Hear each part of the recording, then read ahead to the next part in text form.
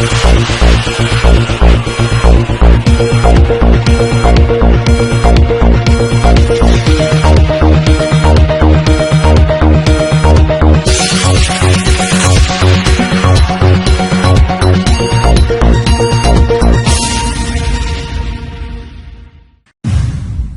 एक अहम breaking news से क्या करते चले। एपी न्यूज बना अवाम की आवाज।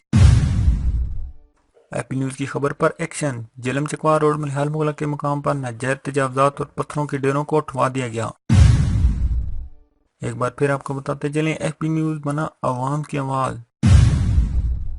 एपी न्यूज की खबर पर एक्शन।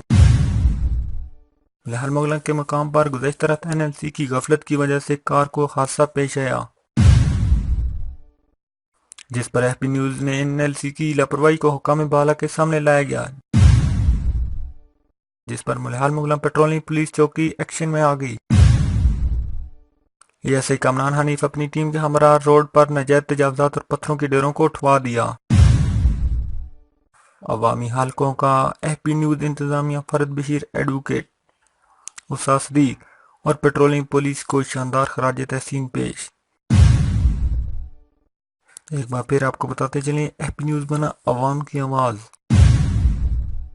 एपी न्यूज की खबर पर एक्शन। रोड से पत्थरों के ढेर उठवा दिए गए। ये पत्थरों के ढेर मुसाफिरों के लिए हादसात की घंटी थी।